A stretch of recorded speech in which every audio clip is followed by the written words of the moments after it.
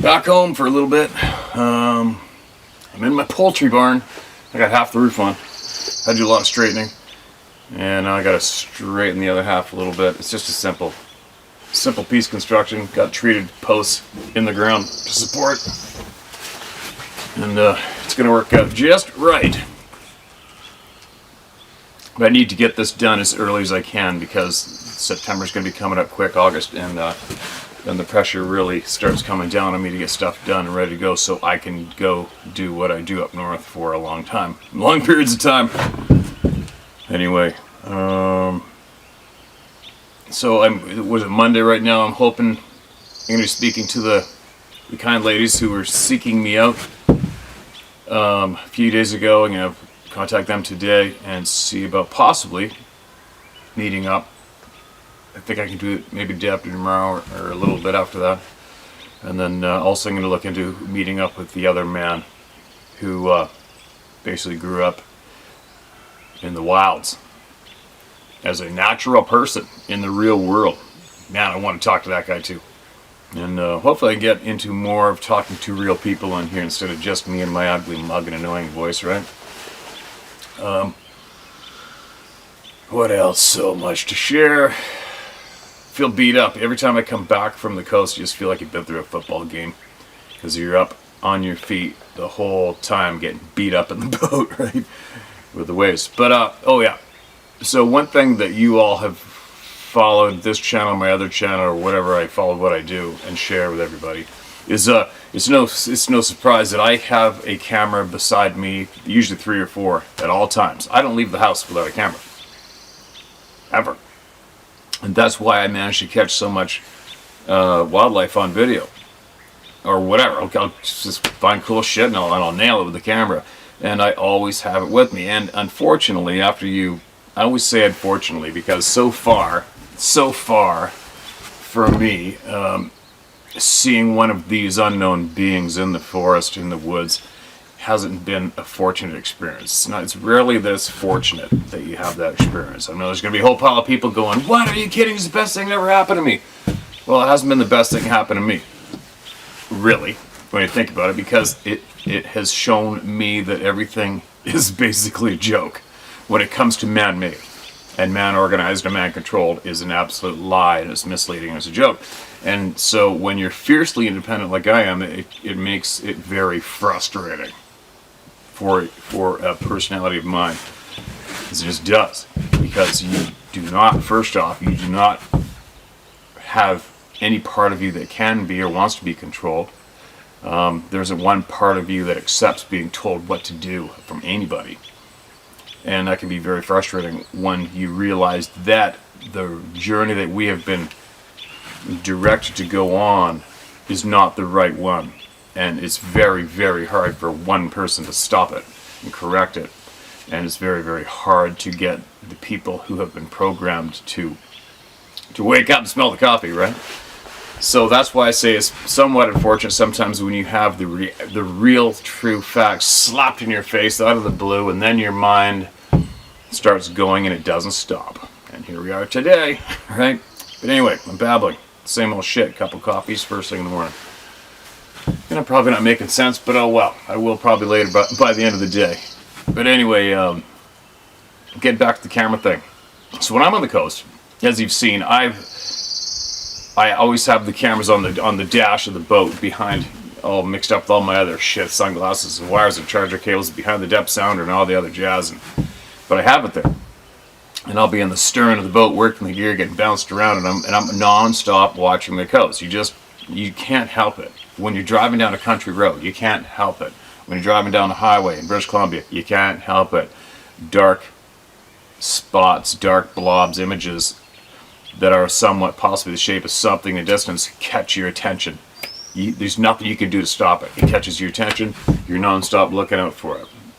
And every single one of you that's a member of the Club of No Return knows exactly what I'm talking about. Once you have this reality of what's going on slapped in your face, you'll never shake it. You don't really not think about it for very too long periods of time. And every single time you go near the forest, you think about it, and there's nothing you can do about it. But But anyway, I always have a video camera on hand, and I'm always looking for wildlife. I'm always looking for bears. I'm looking for everything. But unfortunately, in the back of my mind, I'm always looking for that one particular shape as well. Probably for self-protection, right? Survival. I don't know, whatever you call it. It's just, you just do. So here's an example. So this one particular spot, and I videotaped it the next day in broad daylight, but lots of the times it's way off in the distance. I'll see something, I'm like, oh, what's that? And I'm in the middle of doing something, either getting the gear down or whatever, steering the boat. And I go, oh, what's that? And then I gotta stop what I'm doing, secure what I'm doing, put a rod down, run to the dash, get the camera. By the time I get the video camera up, if it's close to the timber or not, sometimes I catch it, sometimes I don't. And I glanced, and it was somewhat foggy and shitty out and raining, and I glanced towards the shoreline and seen something big. Like, I'm always seeing bears on these beaches. You know what a bear size shape is, but this thing looked pretty big. And instantly I'm thinking, oh my god, that's a big bear, but I don't waste any time. Oh, there's something. I gotta stand there and stare at it and waste time looking, because I need that time to go get my camera so I can videotape it. And I got my camera, and by the time I got the camera zoomed in and hit record, I just caught it going into the timber. Now, what I'm sharing, why I'm sharing this as well, is it's a classic example of possibly how other people would try to capitalize off something like this and say, oh, we got a Sasquatch, look at it, it's a Sasquatch, right? For me, this image is 99.9% a monstrous, huge black bear. Did I see it clearly as a black bear when I first saw it? No. I just saw something huge in black moving at the timberline going to the timber, and I barely just got enough time. Glance, oh, holy shit, go to the camera. So that's how long I look at it, get the camera, zoom in, hit record. But the weird thing about this video clip is, whether it's distorted or not, I don't know. Who knows? I don't really care, but it's interesting to share with all of you. It looks like it rises up on 2 feet when it gets behind the tree and walks off. Right? Check it out. Doesn't it? If it does, whatever. If it doesn't, whatever. If it's a big, huge, massive black bear, whatever. If it is an upright, hairy being that hasn't been recognized by the mainstream population, whatever. Right? It's just another video clip. But I thought I would show this to you all, to show you just how easy it possibly is for somebody to be running around with a video camera, recording everything and anything, and then calling everything a frickin' Sasquatch. Am I calling this a Sasquatch? No. Am I calling it a black bear? More than likely. Did I see its legs and ears and head and snout? No. Did I? What I'm showing you is what I saw. Quick glance, seen something huge and dark, go to the camera, zoom in, hit record, and this is what I got. So there you go. You're seeing what I'm seeing. But you gotta agree though, in the tail end, it sure looks like something rising up and walking away. You almost see the right arm swinging back. Maybe you do, maybe you don't. In the end, it doesn't really matter, right? It doesn't really matter in the end what this video shows. And that's very easily proven. I just shared it with you guys, and that's as far as it's gonna go. It's just another video. But anyway, let me get some emails shared with all of you. And I'm going to, I don't know, Actually, I gotta stop babbling. That's what I gotta do. I gotta just share with you guys. Now, let's listen to this, getting to the top of my list. And I've just numbered 1 through 5 random emails who are waiting in line to be read. So, now I mark them as read as I read them. Northern California Firefighter Experience, the title of this email. Hey Steve, get right to it. My name is Jim Clausen. Use it. I'm not afraid of anyone or entity at this point. I'm 55 years old, and this all happened in 1988. I graduated with a degree in forest management and immediately got a job with the USFS on the Mendocino National Forest. Timber sale layout and prep it first. Then the northern spotted owl bullshit stopped it all. Transferred to the Wildland Fire Division and found a place on the hotshot crew. Early season projects had us doing things like brush disposal or timber stand improvement chores while we waited for a fire to bust somewhere. I was always willing to work for some OT, and the Wilderness Trail crew needed some bodies. The Yola-Boley Wilderness area, about the northern edge of the Mendo and southern edge of the Shasta/Trinity NF. Pretty remote, coastal range mountains, with red and white fir at the higher altitudes. Over winter, the wind and snow load creates a bunch of deadfall over the trails. Make sure that's recording. Myself and 2 of the trail crew headed out for a 3-day clearing trip with old school crosscut saws. No engines allowed in the wilderness areas in the U.S.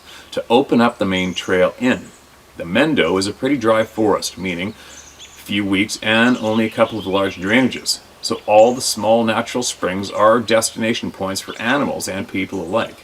Our first night's camp destination was an area known as the Frying Pan, good running spring and a small pond that filled it. It had been a long day. We covered some miles and my boots were really giving me fits.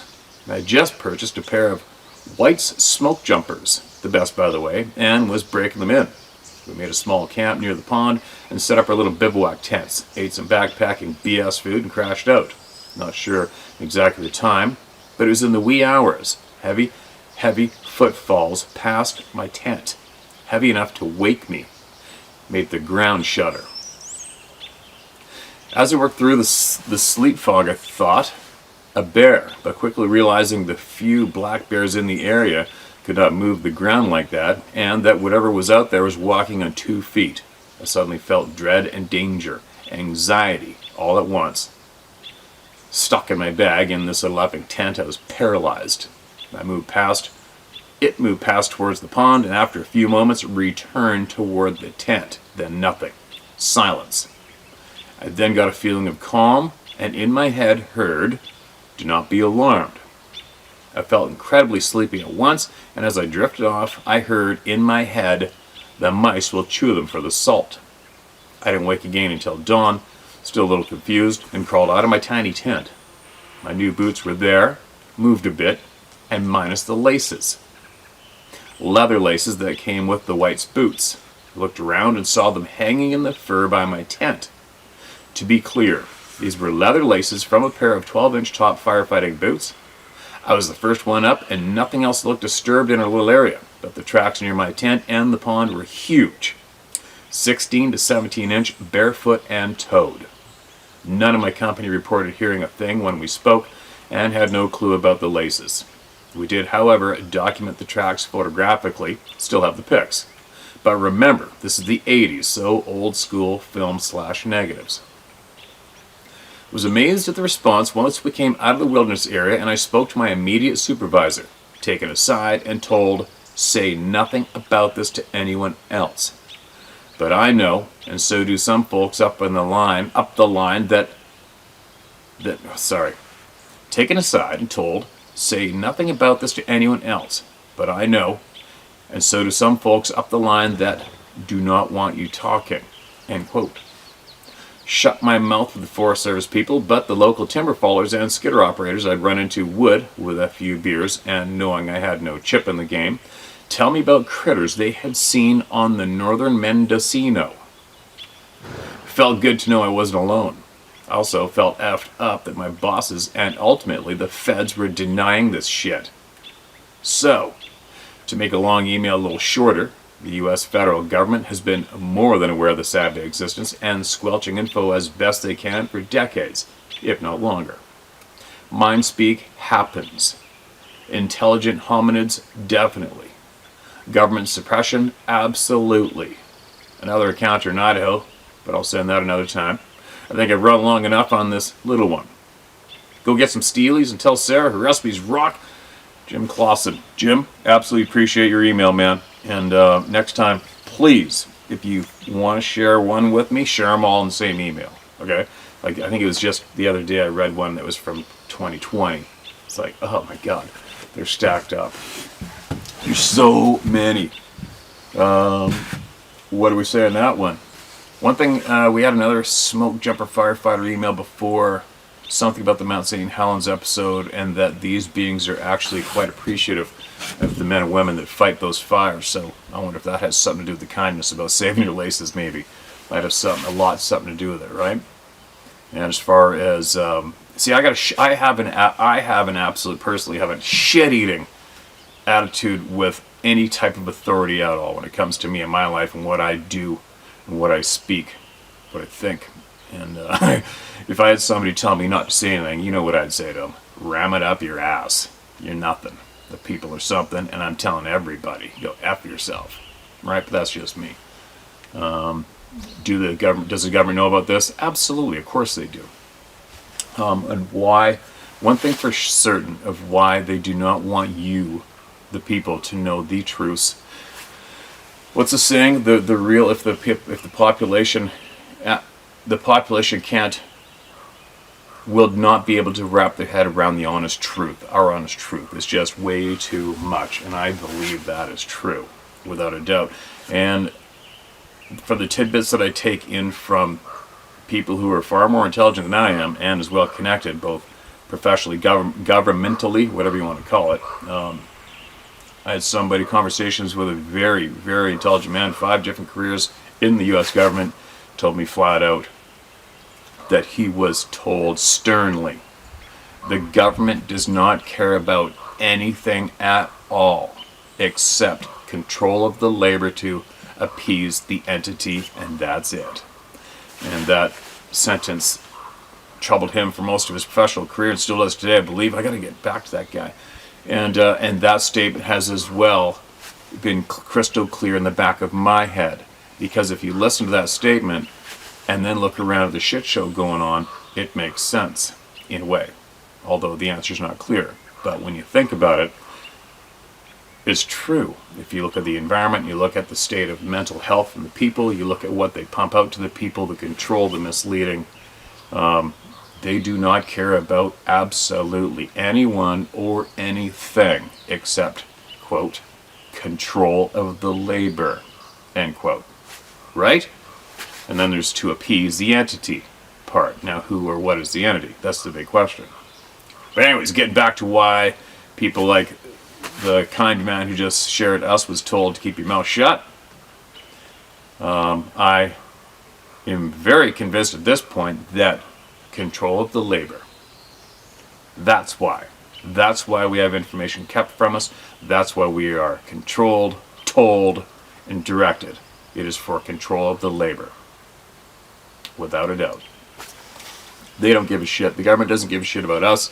The government does not give a shit about this planet, the environment. The government does not give a shit about anything. It's true. So that's why we're all here together in this one great big group. We're all sitting in the same nest trying to figure out what's really going on. Right? We're getting there. It's a hell of a task to take on. It's very time consuming. But I'm into it. I can't stand losing. I can't stand losing to the bad.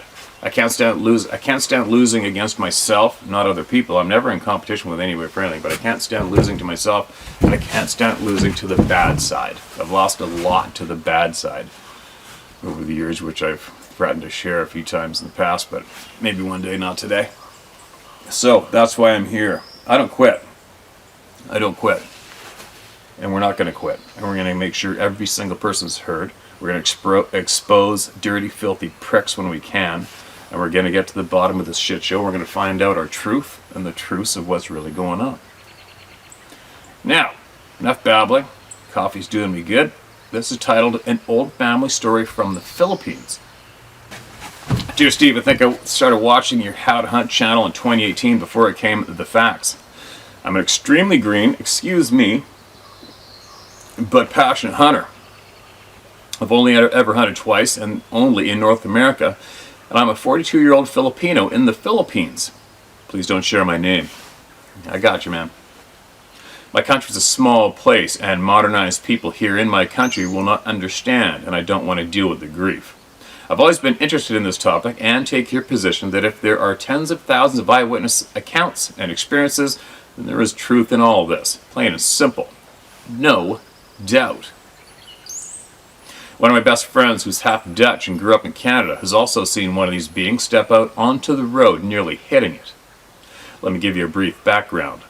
Filipino folklore speaks of a giant man-like monster of the jungles and remote places called Kapre, K-A-P-R-E.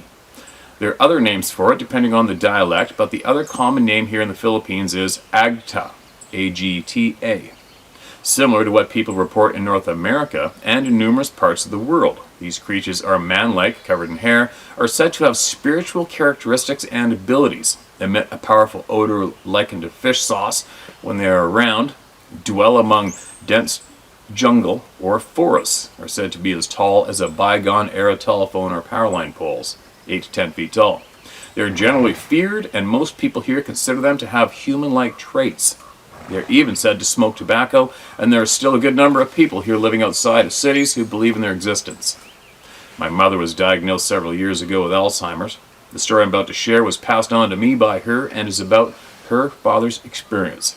I never really got to know my maternal grandfather, as he passed away when I was barely a year old.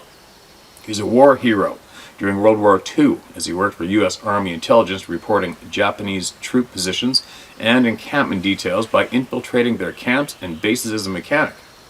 At one point, the Japanese made him a wanted man and offered a substantial reward for information leading to his capture. Right on, man. Good for him. My grandfather eluded them throughout the war, and when he had passed, my grandmother was given an American flag for his services rendered during the war. I decided to email you because after having been an avid follower of the channel and having listened to many of your viewers' stories, with special mention to what the Owl Man and others have shared similarly, I thought this may be of some help. Just to also mention right off the bat, this story has some implications for people who may have, or at least believe, in psychic abilities and special people having the ability to see what others can't. My grandfather was one of these people who were born with their third eye open. To quote the famous movie line, he could see dead people. My grandfather's story takes place in a rural part of the Visayan Islands, Visayan Islands, in the southern Philippines in the early 20s. My grandfather was in his early teens when this happened. As my mother had told it to me, my grandfather was living with his father and other family at the time in a very rural province. They lived outside the closest town among the farmlands and plantations. He and his family lived walking distance from the town, though I believe people walked a lot more back then, so I can't say for sure how close or how far they were from the actual town. It was summer. They got word that a cousin of his would be spending the summer with them. As the story goes, this was a very close cousin of my grandfather, so he was very happy with the news.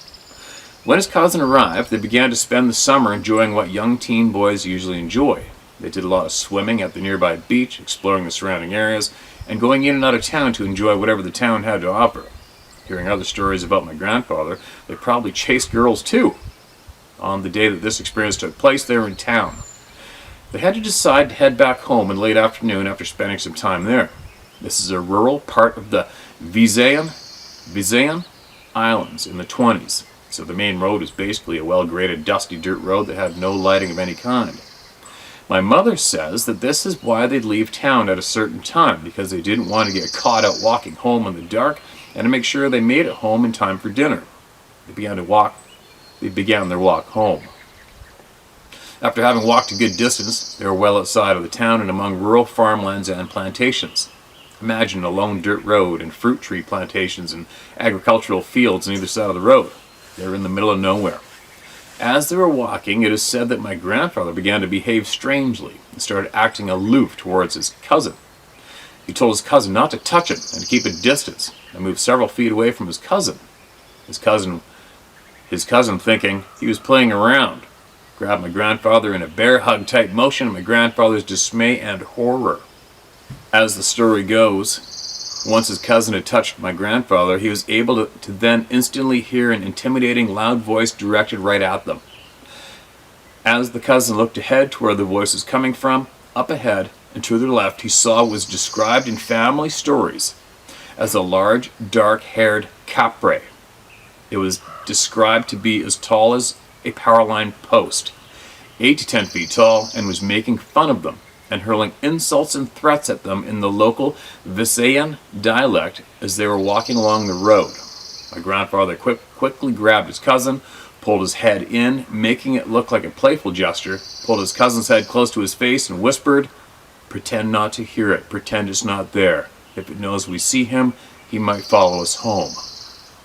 My grandfather's cousin was in shock and was barely able to cope with what was happening, so my grandfather had to keep dragging his cousin and carrying on a conversation out loud in as normal a manner as possible to keep the capre from suspecting that he had been seen and heard. It is said that his cousin wet himself. They were able to get far enough without rousing the capre's suspicion because, as the story goes, it did not move away from where it was, and it did not follow them. When my grandfather and his cousin were far enough from where this all took place, his cousin mustered enough composure and asked him what had just happened. My grandfather then began to explain to him what it was, and that it was a capre, and that they would on occasion emerge from the dense mountains or jungle forests and take fruit and other food from the plantations. They could choose to not be seen, but that he'd seen them anyway, as he saw everything, having an open third eye. He also explained that this was why he distanced himself. He told his cousin that if he was touching anyone, that person could see or hear what he was seeing and hearing too. Holy shit, is that interesting. He told his cousin that they didn't like people, and that if they knew that he knew about them, that they would harass you by coming to take...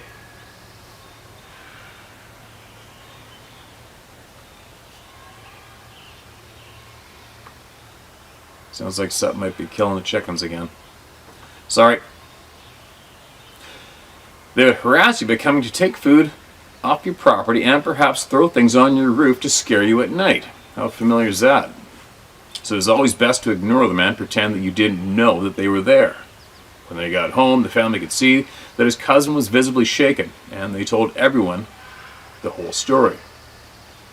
This was 1920s rural Philippines, Steve. Alright, I gotta go find out what's killing the chickens. I'll be back in a minute. Alright. Got the knuckleheads all calmed down. It's a bird of prey ripping around, whatever. So it was always best to ignore them and pretend that you didn't know that they were there. When they got home, the family could see that his cousin was visibly shaken, and they told everyone the whole story. This is 1920s rural Philippines, Steve. They were believed and warned they would be best to come home earlier in the succeeding days due to the incident. Steve has shared this family story of mine for those who may have been born with the same gifts or abilities as my grandfather. God rest his soul. Scott Carpenter, the Owl Man, and those whose stories you've shared talk about cloaking, or the Sabe's ability to not be seen. There's a very good chance that people with psychic ability or an open third eye can see them no matter how much they try to conceal themselves using their abilities. This may be helpful for someone out there watching. Furthermore, I'd like to point out that it was speaking their local dialect. Speech? Sounds like an intelligent human trait. Learning a lot from your channel, there are those that have wrote in that say that if you can speak a Native American language, that the Sabe will understand you. There are way too many parallels and similarities. Upon further research, I've learned that Vietnam has their own version of the Sabe, as well, called the Batutu. It seems that they are indeed all over the planet. Today the capre has been dismissed as folklore and explained away through various historical interpretations as a local corruption of the Islamic word kafir, K-A-F-F-I-R, which referred to slaves brought to work Spanish plantations during the colonial times. Though many people throughout my country believe differently and, like my grandfather past, have seen these things or have been harassed by them. In fact, my own wife swears that while she was living in a province near northern Luzon, L-U-Z-O-N, as a younger woman, she swears she smelled that strange and strong fish sauce odor emanating from a property behind where they live that was full of mango and other fruit trees and had no lights of any kind to illuminate the property, and that the property would sometimes make people feel strange or creeped out. She even claims that once she saw what she says may have been glinting eyes at tree branch level and the glow of lit tobacco. Thanks for all you do, Steve. Take care. God bless you. Hope someone can benefit from this. Your most likely lone viewer from the Philippines. Okay, man. Appreciate it. And I'll bet you're not the only one. Wherever these beings are seen from people, unless it absolutely terrifies you into withdrawing from everything and pretending you didn't even see it, most people seek out information nonstop. And if your family knows of these things, many others do. And I would bet, what's it called? Dimes to donuts? Dollars to donuts that somebody else in the Philippines has seen as well. Without a doubt, and I would not be surprised if they're here watching. But anyway, thank you so much for sending that. I'm super happy that you were fortunate enough to experience hunting in North America. It's something else, isn't it? It's something else. It's tough to explain it to someone who hasn't seen it or felt it or experienced it, right? The mountains, man. The mountains and the forest here is something else. But anyway, there you go. Another one from around the planet. Similar description to a T, and the third eye being mentioned yet again. I don't think anybody should scoff at the third eye mentioned from people. The perineal gland? Anyway, thanks again, man. I appreciate your time you just took to share with everybody through me. And let me get on with another one. Somebody from the Philippines is watching. Somebody besides yourself, I'll guarantee it. My Bigfoot story in 2010. At 10 p.m. at night, it was in the winter time and an inch of snow on the ground. It was the start of winter. My name is Kevin. I live in Lower Michigan, USA. I was at my sister's house. I went over there to visit my sister in June. She lives in the country, 3 miles out of town. My girlfriend dropped me off over there and was going to pick me back up, but I decided to walk back to town and get a 3-mile walk in, as I was going to stop at the bar for one quick beer before I went back to my place in town. I was wearing black jeans, a black shirt, and a leather black biker jacket. So I started walking down the road. No cars were out that night. The moon was out, about half moon, so I could see somewhat good. I walked 1 mile, then had to turn left on this road for another mile. About half the mile down this road, there's a railroad track, and it's kind of in a valley. The railroad track is where it all started. A couple typos, you guys. I heard this big limb break right beside me on the tree line beside the road. This tree was really big. It looked like a big hickory tree. I said out loud, "Damn, I thought maybe the snow and ice broke a limb out of the tree," but this tree limb that broke was really loud, but I just kept walking, and I started to hear heavy footfalls behind me. Like I said, the trees that went along the roads were heavy tree line. I looked back but didn't see nothing. I kept walking back, got to the next road, then turned right all the time, hearing heavy footfalls behind me. Now I was 1 mile to the town city limits. This is where it gets kind of weird. I can still hear the heavy footfall, and now I look back and I see the biggest Bigfoot I'd ever seen before. How many times before did you see him? It was on the left side of the road, so it must have crossed over the road from when I took that last right turn in the fence row or a tree line. It was coming right at me. Walking, this thing was. Okay, there's typos all over. It was 12 feet or taller. 4 to 5 feet wide, really long arms, big legs. Its muscles in its upper arms were really big, like 30 inches or bigger, around, just popping. I would guess he weighed 1,200 pounds. He was all ripped, all muscles. I yelled out loud. I have a knife in my jacket, and I told it to stop and don't come any closer. I only had a 3-inch knife at this point. It was about 20 feet from me, but I knew if I pulled my knife, it would just piss it off. It walked right up on the road where I was, about 5 feet from me, and it stopped. I was looking up at its face. My head came to where its belly was, and I'm 6 feet, weigh 230 pounds. I looked like a kid to this thing. I told it I was going to town and pointed to town. It said something I couldn't understand, like some kind of language I didn't understand. And it nodded its head like saying, yes, I could pass through here and go to town. It turns around, starts walking back the way it came. I turned around, started to head to town, and looked back one more time, and this beast is gone. In only a few blinks of an eye, I thought I was going to die that night. But even as big as this Bigfoot was, I would have tried to fight it if I had to, but I knew this thing would have knocked my head off with one swipe of its hand. His arms were twice as long as mine. Description: he had all black hair, 12 feet tall, 1,200 pounds, 4 to 5 feet wide shoulders, big arms, 30 inches around, muscles and arms. His face didn't look as bad as many pics I've seen of Bigfoot on the internet. Pics more of a human-like, but half ape, like, if you know what I mean. You could tell this Bigfoot had brains, and me and it had eye-to-eye contact when speaking. I know there are bad and good Bigfoots. I'm just glad I met a good one.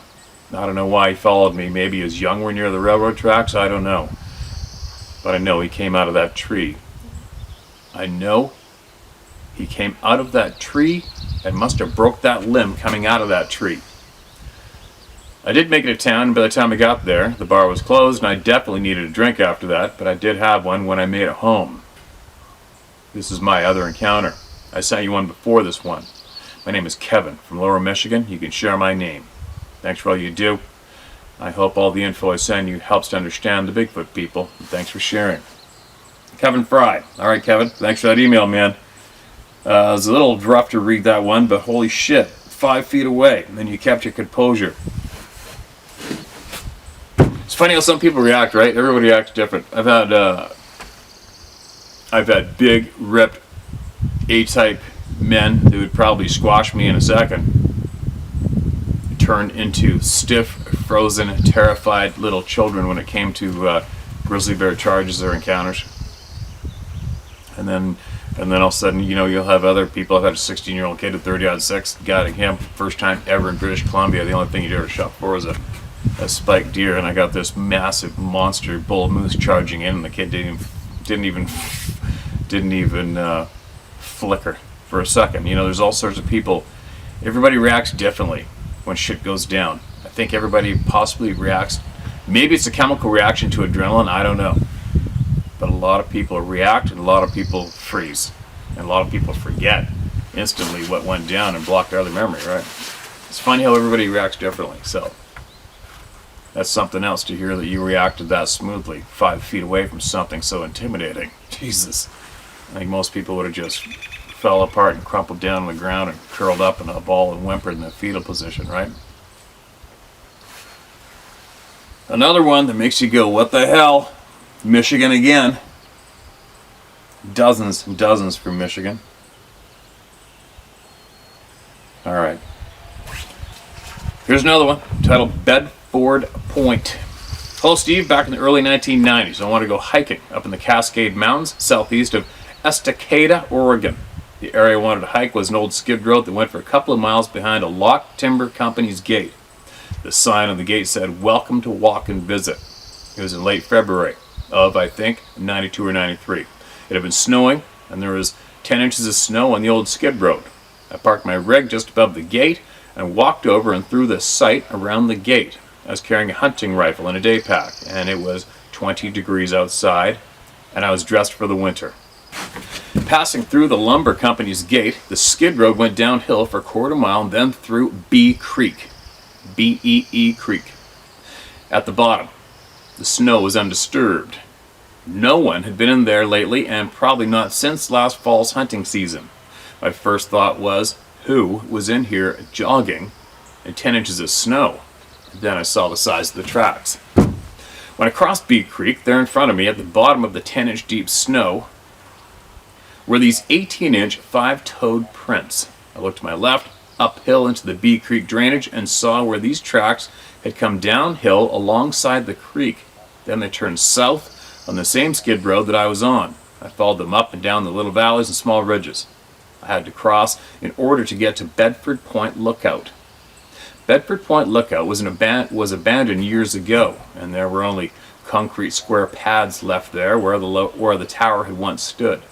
I kept walking on for about 2 miles, following these 18-inch tracks over various uphills and downhills.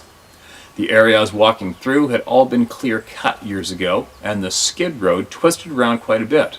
The 18-inch tracks stayed on that skid road, except for one point where the tracks left the skid road on the west side and went downhill a little, then circled a small Douglas fir tree.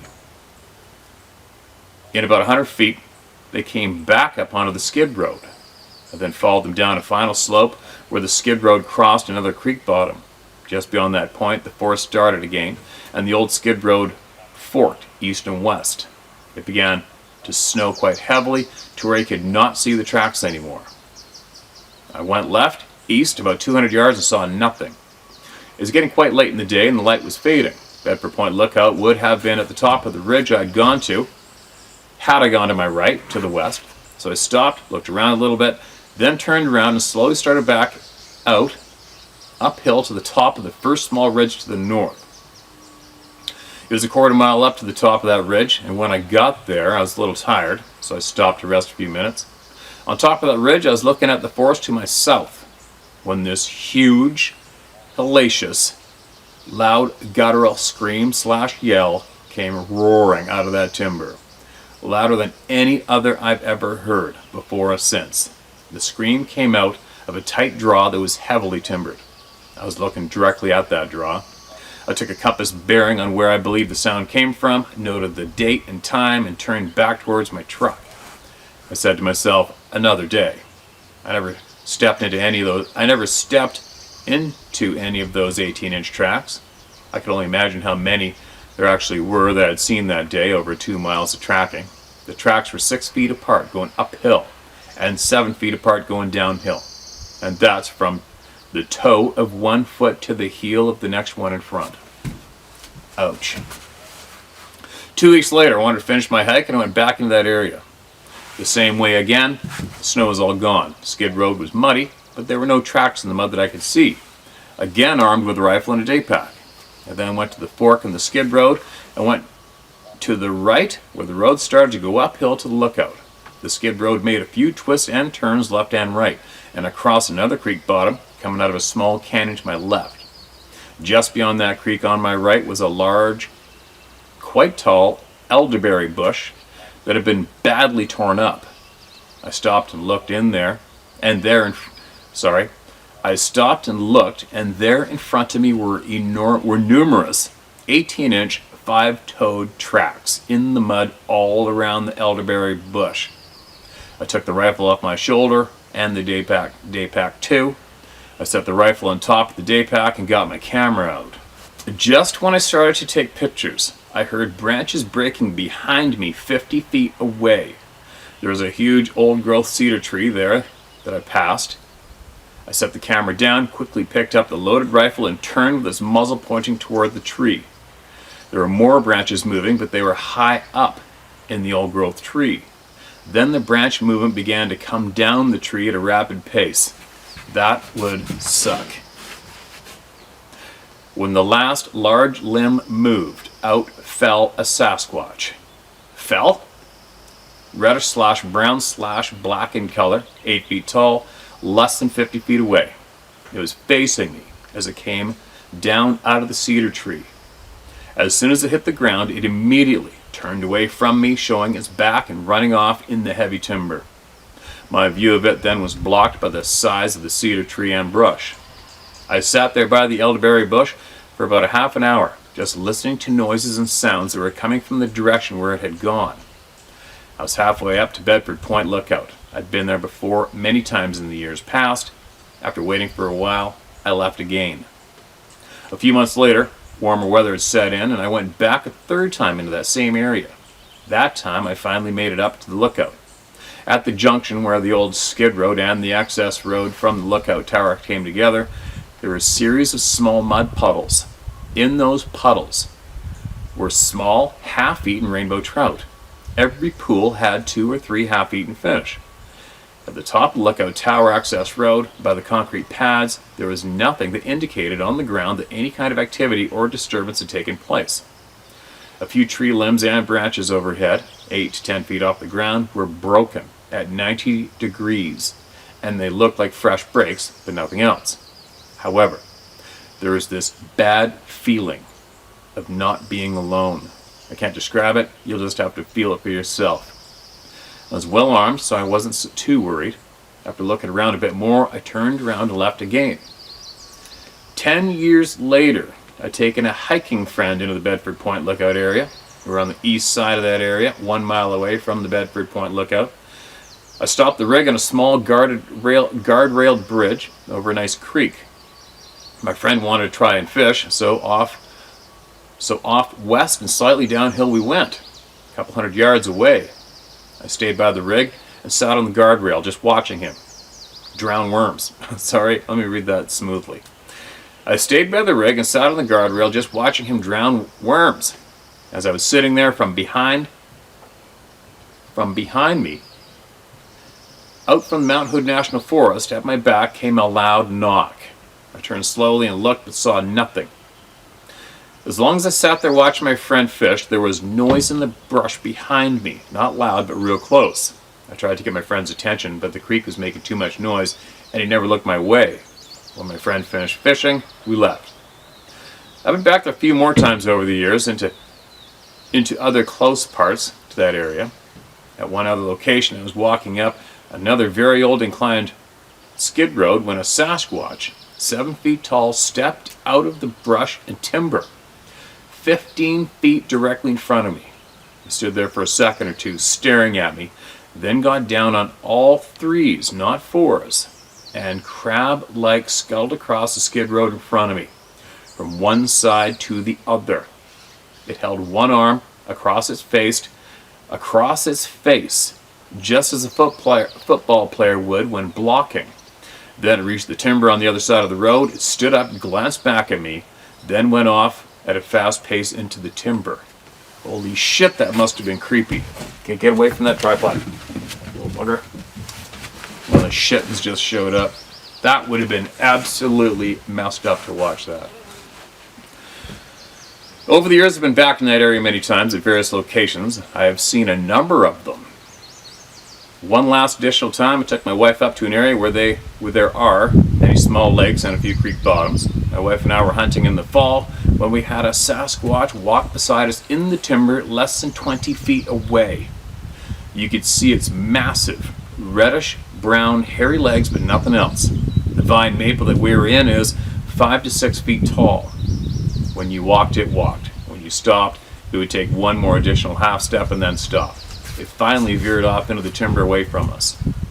At the end of that old skid road, there was a rock ledge overlooking a large canyon. When we got to the end of the skid road, there before us was an impression of a huge ass print, both cheeks in the pine needle duff and grass. And it was 3 feet to 3.5 feet long, 2 feet wide, and 2 feet deep.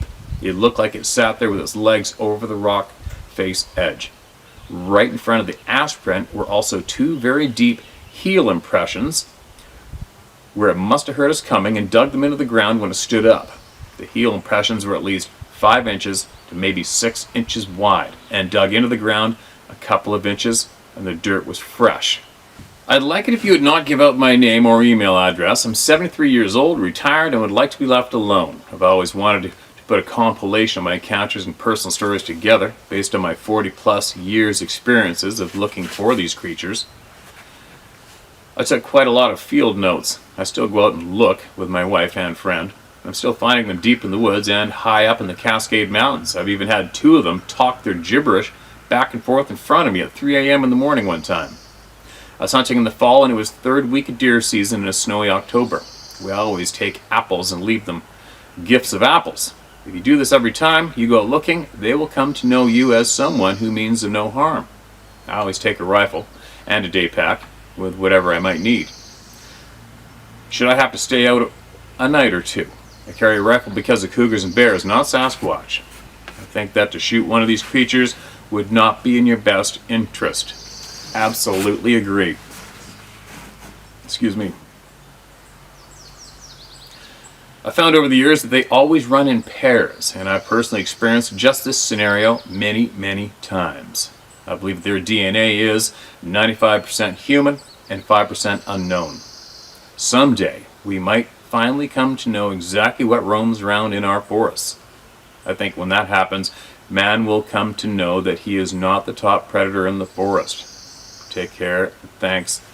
Blank, your name. What a very well read and experiences account sent in. You imagine trying to make that one up, right? Like this generous person who just bravely shared all this with us. Imagine picturing being the person that would potentially almost maybe think that one up and type it out. Good luck, right? Good luck. Well, that was an incredible, generous share with all of us. Absolutely appreciate you and what you just sent in, and I absolutely don't blame you for wanting to be anonymous. Who needs a bunch of frickin' misfits harassing the shit out of you to go out and run around the woods, set up trail cameras and bang and whoop in the night, right? Bang on trees and whoop in the night. Maybe even put on a night vision camera focused on their own face while they walk around the forest. Sorry, but that one's always just made me laugh my frickin' head off. But anyway, getting back to getting back to this email. That's a very well written shared accounts. It's like I said, it's amazing how people react, right? Your average person after seeing that thing come out of the tree would probably never go in the woods again. However, you kept going back to the exact same place for years, had numerous experiences, and take note, you came out of it unscathed. What an interesting life you have led. Interesting to see some of those photos. Well, whatever. If you wanted to share the photos of the prints you took with the people, I'm sure they would be dying to see them. Maybe if you felt like emailing those back in one day, we'll post them up for the people to see, those who are curious and want to see. And I wonder how many more people are familiar with that exact area that you were. Probably a handful anyway, right? Pretty amazing. What an amazing thing to have had so many experiences, right? And be so casual about it and accepting and curious. But anyway, I gotta go. The big boss is at the other end of the property waving at me. I gotta go. I gotta get my button gear, and I will be back shortly. And some important phone calls are going to be made today, and hopefully some interviews recorded to share with all useful knowledge.